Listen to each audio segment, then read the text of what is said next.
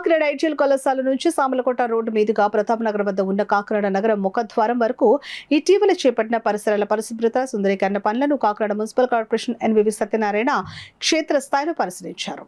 సందర్భంగా కమిషనర్ మాట్లాడుతూ కాకినాడ నగరానికి వచ్చే ప్రజలకు నగర ప్రవేశ ద్వారం నుంచే స్వచ్ఛమైన ఆహ్లాదకరమైన వాతావరణం కనిపించేలా ప్రత్యేక చర్యలు చేపడుతున్నామని తెలిపారు. నగర ముఖద్వారం పరిసరాల్లో పెరిగిపోయిన చెత్తను తొలగించడంతో పాటు అధికంగా పెరిగిన తుప్పలు పొదలను తొలగించి పరిశుభ్రమైన వాతావరణం కల్పిస్తున్నట్లు చెప్పారు.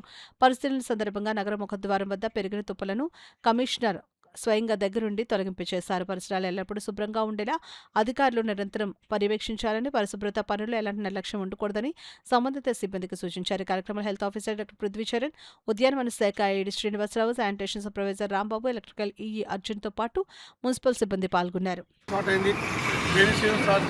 మనకి సమ్మర్ డీఫిల్ట్రేషన్ అన్నీ కూడా డ్రైన్స్ అన్ని కూడా మేజర్ డ్రైన్స్ అన్ని కూడా మనం కంప్లీట్ చేస్తాము. మేజర్ డ్రైన్స్ మనకి 67 కిలోమీటర్లు ఉన్నాయి. 67 కిలోమీటర్లు కూడా 65 కిలోమీటర్లు మనం చేయడం జరిగింది.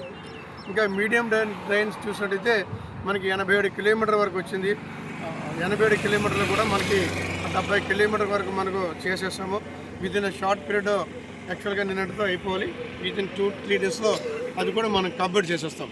ముఖ్యంగా అందరికీ మనం చేసేది ఏంటంటే, ఈ డీటీసీస్ చేసేటప్పుడు మనం మ్యాన్ హౌస్ దగ్గర చూసినట్లయితే విపరీతమైన ప్లాస్టిక్ బాటిల్స్ వచ్చేసి ఇక్కడ ఆటిల్స్ అయిపోయి వాటర్ కదలకుండా వెళ్ళకుండా అయిపోతుంది.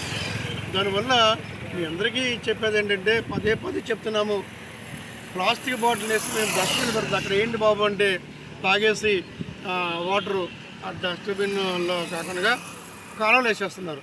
అవి ఏమన్నా పేరుకుపోయి వెళ్ళిపోయి ఒక చోట స్టాగ్నెంట్ అయిపోవడం, దానివల్ల వాటర్ అంతా కూడా స్టాగ్నెంట్ అయిపోతుంది. అదేవిధంగా కొంతమంది ఇంకా దారుణం ఏంటంటే, పదార్థాలు తినేసిన పదార్థాలు ప్లాస్టిక్ బ్యాగ్ వేసి కట్టేసి మూటలు కట్టి ఆ డ్రైన్లో వేసేస్తున్నారు. అదేమో క్లోజ్ అయిపోతుంది. మరి అట్లా చేయడం మంచి పద్ధతి కాదు. విజ్ఞులైన మీ ప్రజలందరూ కూడా విద్యుత్తో గమనించింది. ఇంకా ఎల్డర్స్ని కూడా నేను ఇంకా చాలామంది నేషనల్స్ వెల్ఫేర్ అసోసియేషన్ ప్రెసిడెంట్ కానీ, రోటరీ క్లబ్లు కానీ, లయన్స్ క్లబ్ కానీ, ఇతర సంఘాలు, రెడ్ క్రాస్ సంఘాలు కానీ, ఇతర సంఘాలందరినీ కూడా రిక్వెస్ట్ చేస్తున్నాను.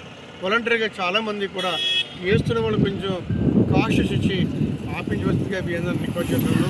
అదేవిధంగా ఈ ఫ్లెక్సీల విషయంలో కూడా మీరు సహకరించి దయించి కాకినాడని ఈ ఫ్లెక్సీగా చేయవలసిందిగా మీ అందరిని పదే రిక్వెస్ట్ చేస్తున్నాను.